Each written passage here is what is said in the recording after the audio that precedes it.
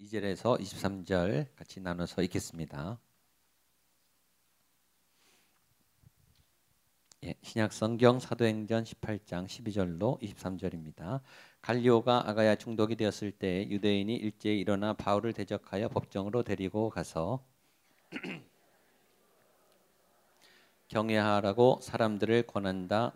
바울이 입을 열고자 할 때 갈리오가 유대인들에게 이르되 너희 유대인들아, 만일 이것이 무슨 부정한 일이나 불량한 행동이었으면 내가 너희 말을 들어줄 것이 옳거니와 언어와 명칭과 너희 법에 관한 것이면 너희가 스스로 처리하라. 나는 이러한 일에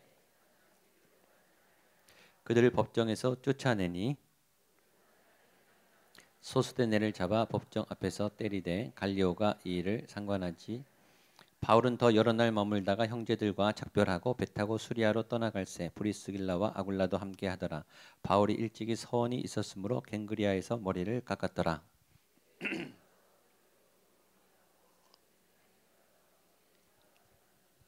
여러 사람이 더 오래 있기를 청하되 허락하지 아니하고 만일 하나님의 뜻이면 너희에게 돌아오리라 하고 배를 타고 에베소를 가이사랴에 상륙하여 올라가 교회의 안부를 물은 후에 안디옥으로 내려가서 함께 있겠습니다.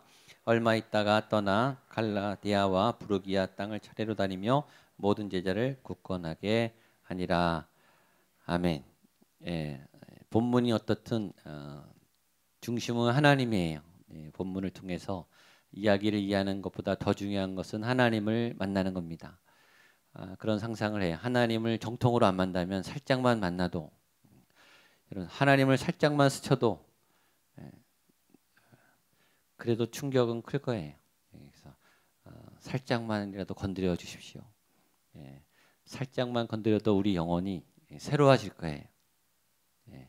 하나님이 스치고만 지나가도 우리의 모든 아픔도 또 염려도 또 우리의 무거운 짐도 질병도 깨끗이 치료될 줄로 믿습니다. 그 위대한 하나님이 다 나타나지 않아도, 하나님의 흔적만 스치고 지나가도 이 예배 가운데 놀라운 역사가 나타날 줄로 믿습니다. 그 하나님의 흔적, 하나님의 옷자락, 하나님의 그 스치고 지나가는 잠깐의 터치, 그거라도 사모하세요. 하나님, 그럴 수만 있다면 내가 살아나겠습니다. 내 안에 어둠이 떠나가겠습니다. 내가 회복될 줄로 믿습니다. 그분은 안 들으시는 것 같아요. 때로 대답도 없으시고 모르시는 것 같아요. 안 보시는 것 같고, 그러나 다 보십니다. 우리가 그렇게 느낄 뿐이에요. 모르시는 것처럼 느낄 뿐이지 그분이 왜 모르겠습니까? 그리고 그분은 조용히 움직이세요. 그러다가 어느 날 일을 다 마무리하시죠. 우리가 모르는 것도 모르게 다 하고 계시죠. 오늘 우리가 예배할 때 제일 중요한 것은 본문보다, 찬양이 뭔지보다 이런 하나님을 그 가사를 통해서, 이거는 도구일 뿐이에요. 이 성전은 도구고 찬양도 도구고 이 성경도 도구예요. 그냥 책이죠. 그러나 하나님을 만나게 해주는 책이죠. 하나님의 뜻을 알게 해주는 진리의 책이에요. 책보다 중요한 것은 하나님의, 여기 살아계신 하나님, 지금 오늘 주관하시는 하나님, 그 하나님을 여러분이 만나는 거예요. 설교 내용을 듣는 게 중요한 게 아니고 찬양을 잘 부르는 게 중요한 게 아니라 그 찬양 안에 하나님을 만나는 게 더 중요한 거예요. 그러면 그 순간에 풀어져요. 임하고 힘이 나고 하나님을 얻으면 다 얻는 거예요. 항상 말하지만 너무 중요한 진리예요. 다 얻으면 다 되는 거예요. 더 이상 뭐 할 게 없는 거예요. 간구할 필요가 없어요. 하나님을 만나면 다 얻으면 그 다음에 동행하면 되는 거예요. 그리고 하나님과 함께 하나님의 일을 하면 되는 거예요. 걱정할 이유가 뭐가 있어요? 하나님이 함께 하시는데. 새로워도 그 일은 하나님이 함께 하면 뭐가 두렵겠어요? 꼬마가 아빠 손을 잡고 가는데 겁날 게 뭐가 있어요? 아빠가 다 하시겠죠. 그냥 따라가면 되는 거예요. 손잡고. 그 길은 내가 갔던 길이 아니고 내가 했던 경험이 아닌데 새로운 길인데 겁나지 않아요. 아이들이 부모님하고 새로운 데 여행 갈 때 겁나는 거 봤어요. 부모님이 있으면 겁 안 내요. 재밌죠.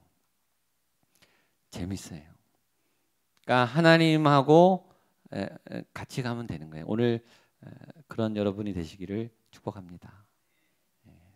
다른 어떤 은혜를 구하지 마세요. 여러분의 기도 제목도 그것보다 중요하지 않아요. 그게 더 중요해요. 그러면 이 본질적인 풀리면 다른 건 같이 풀려요. 핵심을 품으세요. 핵심. 원리를 품으세요. 여러분의 긴급한 기도 제목보다 더 중요한 것은 하나님의 뜻이에요. 여러분을 향한 하나님의 뜻, 지금 이곳에 여러분을 향한 하나님의 계획, 스케줄이 망가져도 상관없어요. 괜찮아요. 걱정하지 마세요. 하나님이 하실 거예요. 하나님께 맡기세요. 그러니까 하나님을 믿으면 담대해져요.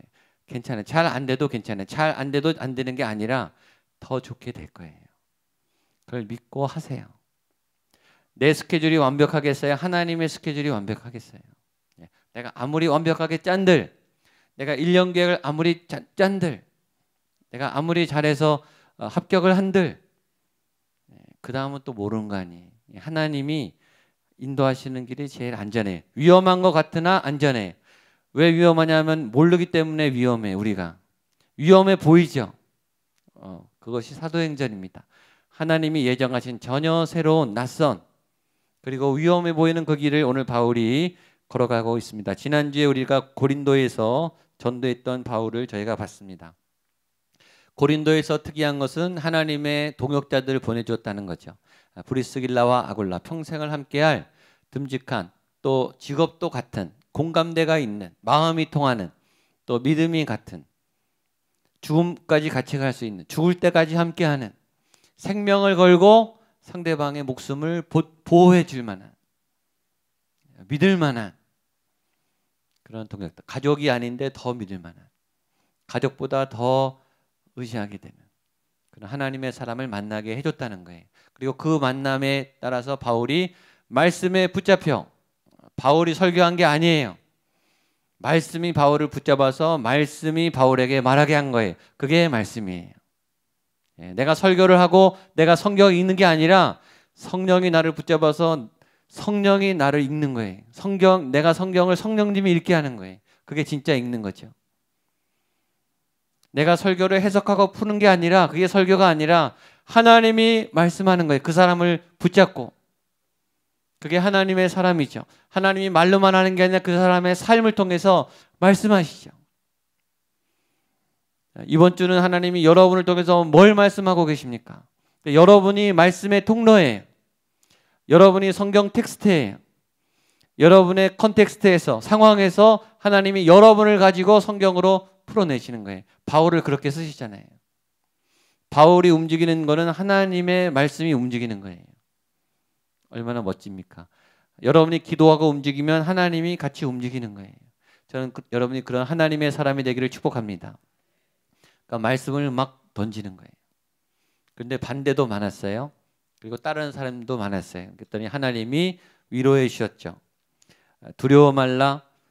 계속 말해라. 잠잠하지 말고 말씀을 계속 선포해라. 내가 너와 함께 하겠다. 아무도 너를 해치지 못할 것이다. 이 도시에 내가 숨겨놓은 나의 백성이 많다. 바울아 염려하지 말고 계속해라. 두려워하지 말아라. 반대가 있지만 너를 공격하지만 두려워하지 말아라. 계속해라. 격려하신 하나님. 우리의 상황을 다 아시는 하나님. 그래서 바울이 1년 반 동안 고린도에서 가르쳤다. 그 말씀을 지난주까지 봤습니다. 오늘은 상황이 좀 바뀌었어요. 갈리오라고 하는 총독 때 일어난 일입니다. 12절 말씀을 같이 보겠습니다. 12절입니다. 시작. 갈리오가 아가야 총독 되었을 때 유대인이 일제에 일어나 바울을 대적하여 법정으로 데리고 가서 그래서 복음이 잘 되는 그 어느 날 또 상황이 바뀌었어요. 상황이 계속 잘 되면 얼마나 좋겠습니까? 그러나 우리가 알지만 상황은 늘 널뛰어요. 좋았다가 안 좋았다가 하루에도 널뛰기가 얼마나 많은지 사람의 감정도 널뛰어요. 될 것 같다가 안 될 것 같다가 우리의 믿음도 널뛰어요. 변동이 많아요. 알 수가 없어요. 좋았다고 안심할 수가 없어요. 그래서 기도를 멈추시면 안 되죠. 늘 하나님이 함께 하시니까 유리하게 하면 된다. 그렇지 않아요. 상황이 지금 좀 바뀌었습니다. 그 사이에 세상에 제도가 생겨나고 세상에 다른 문화가 막 생겨나요. 하나님도 일하는데 사단도 열심히 일해요. 사단도 앉아요. 쉬지 않습니다. 거기도 굉장히 부지런해요. 거긴 굉장한 치밀한 전략가예요. 작전을 잘 짜요. 말을 굉장히 많이 연구해요. 얼마나 우리를 넘어뜨리려고 연구하는지. 그러니까 예수님이 깨어나라고, 정신 차리라고, 깨어 있어라, 깨어 있어라. 예수님 우리에게 말씀했죠. 하나님이 도와준다고 늘 이기는가? 때로 잡혀요. 바울이 잡혔어요. 그 사람들은 법을 가지고 고발했어요. 바울을 법정에 세웠어요. 합법적으로 고발하는 거예요. 의로운 일을 하는 사람을, 바른 일을 하는 사람을 세상의 법을 얽어매서 세상의 이 관례를, 통상법을 적용해서 고발하죠. 어떻게든 공격합니다. 그래서 깨어 있어야 하고 비둘기처럼 순결해야 되고 뱀처럼 지혜로워야 돼요. 예수님이 부탁하셨죠. 뱀처럼 굉장히 날이 서 있게 깨어 있어서 상황을 잘 파악해야 돼요. 두리뭉실하면 안 돼요. 분별을 잘해야 돼요. 지혜는 분별이에요. 하나님의 지혜는 분별이에요. 분별을 잘 해야 돼요. 가장하고 선처럼 다가오는 악이 있어요. 미혹이 있어요. 그러나 똑똑한 사람들은 때 묻어요. 이 머리 쓰다가 굉장히 이기적으로 빠져요. 유능한 사람이 죄를 더 많이 져요. 아시죠? 똑똑한 분들이 죄를 더 많이 져요. 몰래 짓죠. 그럴싸하게. 안 그런 척 하면서 잘 져요. 그래서 뱀처럼 지혜롭되 능력이 많대. 그러나 순결해라. 순결하게 하셔야 됩니다. 그래서 어려워요. 그래서 기도를 하셔야 돼요. 노력보다 기도를 더 많이 하셔야 돼요. 노력도 하고 기도도 하셔야 돼요. 어떤 분은 기도만 하고 노력하지 않아요. 그것도 안 됩니다.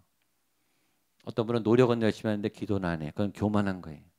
그럼 잘 돼도 나중에 망가지죠. 땀도 흘리고 기도도 하셔야 돼요. 이 두 가지. 그래야 뱀처럼 지혜롭고 비둘기처럼 순결하죠. 이 갈리오는 네로 황제의 가정교사였던 철학자입니다. 유명한 세네카의 형님이 세네카예요. 그러니까 굉장히 똑똑한 가문의 지혜자입니다.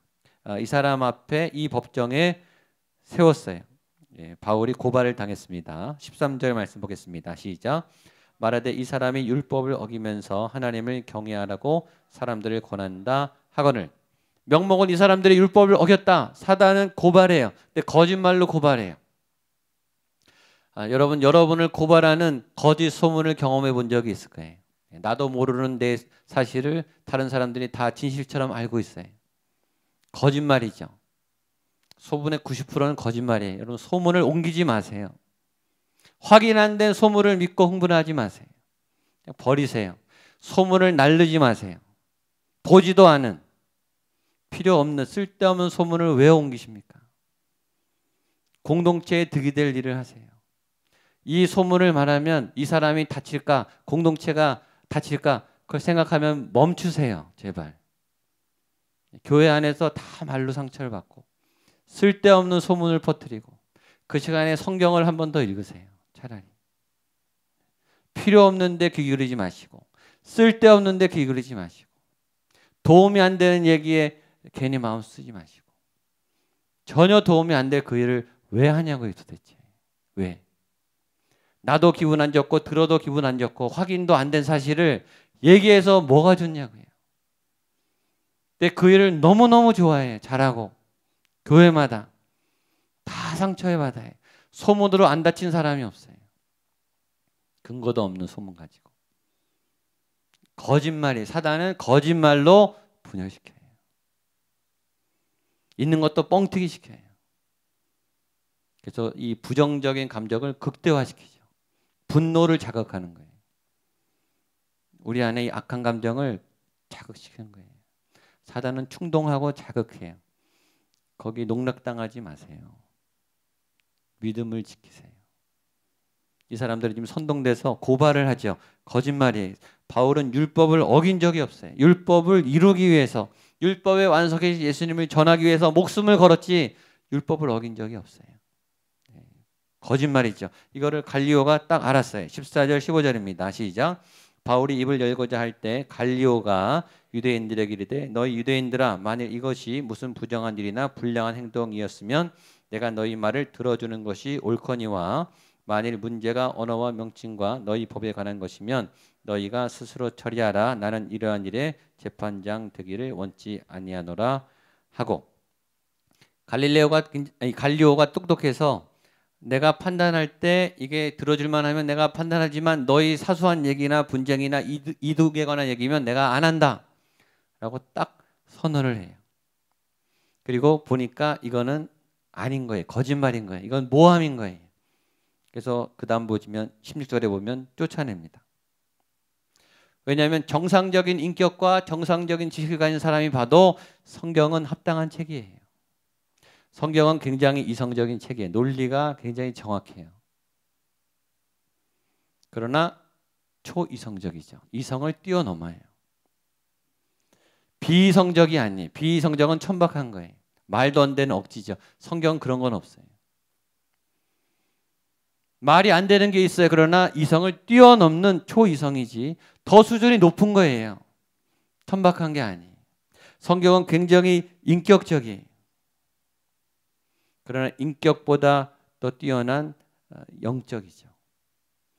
영적인 것은 인격을 포함해서 영적인, 인격보다 훨씬 큰 거예요. 성경은 굉장히 과학적이에요. 굉장히 정확해요. 여러 고고학적, 역사적, 물리적 지식들도 굉장히 많아요. 그러나 과학적으로 설명할 수 없는 초과학적인 사실들이 있어요. 비과학이 아니에요. 말도 안 되는 모순이 아니라 과학을 포함해서 설명할 수 없기 때문에 초과학적인 거예요. 그래서 성경은 굉장히 고상한 지식, 하나님의 지식이니까.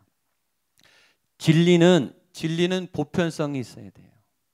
성경은 진리의 보편성이란 것은 많은 사람이 긍정하고 이해하고 받아들여야 되는 거예요. 그러니까 지금까지 수억만 명이 믿었죠. 역사적으로. 받아들일만 하니까, 믿을만 하니까.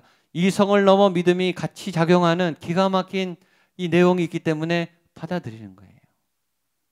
말이 안 되지만 그것이 헛된 논리가 아니라 허무맹랑한 허풍이 아니라 다른 신화들을 보세요. 그건 말도 안 되는 거죠. 옛날 이야기 허풍 이야기예요. 근데 성경은 그러지 않아요. 성경은 정확한 논리가 있으면서 그 논리를 뛰어넘고 허를 찌르는 역설과 반전이 있는 어떤 철학적인 논리보다 뛰어나고 정교한 예리한 날카로운 한마디로 이 모든 상황을 제압하는 예수님의 역설적인 지혜가 있는 뛰어난 책이에요. 그러니까 공부 제대로 하고 진리 가운데 있는 사람이 보면 이거는 매력이 있는 거예요. 이 갈리오가 볼 때 이거는 잘못된 일이거든요. 딱 결론을 내렸어요. 이거는 너희 편을 들어줄 수 없다. 쫓아내버렸어요. 그래서 하나님이 바울이 말하기 전에 세상에 안 믿는 사람의 힘을 통해서 원수를 쫓아내세요. 여러분에게 이런 일이 있게 되기를 축복합니다. 하나님이 복수하는 게 제일 확실하세요. 복수하려고 시간을 낭비하지 마세요. 저도 복수하려고 좀 애를 써 봤었어요. 저도 많이 당해봤거든요. 제가 복수하는 것보다 하나님이 복수하는 게 훨씬 깔끔하세요. 한 방에 끝내세요. 얼씬도 못하게 완벽하게 처리하세요. 통쾌하게. 하나님 복수는 나에게 맡기라. 너 복수하는데 너는 하나님께 예배하고 너는 너 길을 열심히 가라. 그 길을 열심히 가세요. 괜히 억울하게 곱씹으면 잠만 안 와요. 몸만 망가져요.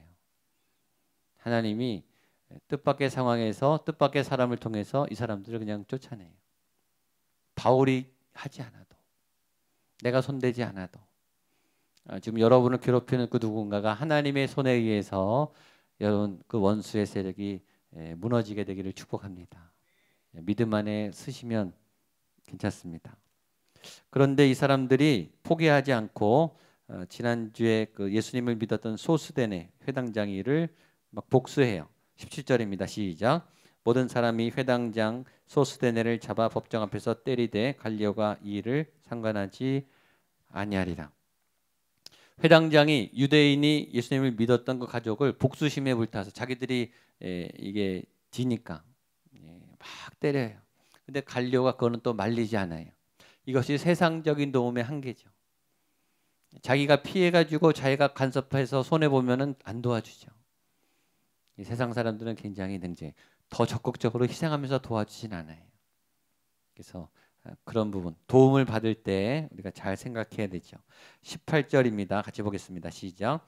바울은 더 여러 날 머물다가 형제들과 작별하고 배 타고 수리아로 떠나갈새 브리스길라와 아굴라도 함께하더라. 바울이 일찍이 서원이 있었으므로 겐그리아에서 머리를 깎았더라. 여기 중요한 내용이 잠깐 나옵니다. 바울이 머리를 깎은 내용입니다. 바울이 이 행위를 한 이유는 그가 이제 나시린의 서원을 그래서 하나님 앞에 결단하고 새 마음으로 거듭나는 심정으로 머리를 깎았어요. 이 머리 깎은 것을 나시린의 서원으로 이제 본인의 어떤 행위를 한 겁니다. 나시린은 뭐냐면 이스라엘 사람들은 태어날 때부터 목회자가 결정돼 있어요. 레위 지파. 레위 지파가 예배와 성전에서 하나님의 일을 이건 태생적으로 다른 사람들은 절대 성전 기구를 못 만져요. 목회자가 될 수 없어요. 레위 지파만 할 수 있어요. 예배 집례는 레위 지파만 할 수 있는 거예요. 근데 내가 다른 지파인데 하나님의 일을 하고 싶다. 그런 분들이 있죠. 그것이 나시린 제도예요.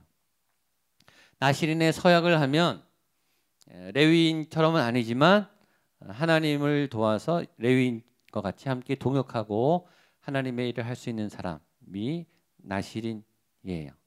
삼손이 그 일을 했고 사무엘이 그 나시린 서약을 했습니다. 그러니까 태생적으로 나는 레위 지파는 아니지만 바울은 이 사울과 같은 베냐민 지파예요. 왕족이죠, 왕족. 그러나 레위 지파는 아닌데 내가 레위 지파처럼 내 몸과 내 인생을 하나님을 향해서 헌신하겠습니다. 라는 서약을 지금 했다는 거죠. 나시린이 되면 세 가지 규칙이 있습니다. 삼손에게서 우리가 봤듯이 첫 번째는 술을 먹으면 안 돼요. 포도주와 독주를 금합니다. 두 번째는 머리를 깎으면 안 돼요. 이 머리 삼손 아시죠? 이 삭도를 내면 안 됩니다. 세 번째는 시체를 가까이 하면 안 됩니다. 삼손이 이 세 가지를 다 엄하죠. 술을 엄청 먹고, 그다음에 머리를 깎음을 당하고, 그다음에 사자의 시신을 만지죠. 다 어겼어요. 하나님한테 혼났죠. 포도주와 독주를 멀리하라. 이것은 세상적 쾌락을 금한다는 뜻입니다. 세상에 굉장히 재밌고 맛있고 멋있고 우리의 육을 자극하는 쾌락적인 일들을 내가 끊겠다. 내가 내 욕망과 욕구를 하나님의 능력으로 제어하겠다. 뜻이죠.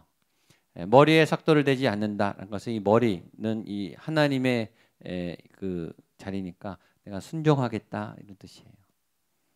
내가 내 평생을 하나님을 위해서 순종하는 길을 살겠다. 그다음에 시신을 가까이 시체는 이제 부정의 상징이죠. 죽음, 저주. 그러니까 내가 거룩한 삶을 살겠다. 내가 하나님 앞에 순종하면서 내 몸과 마음가짐을 깨끗하게 하겠다라는 서원을 바울이 해왔지만 머리를 깎음으로써 이제 본격적으로 그 일을 하겠다라는 서원을 표시한 거예요.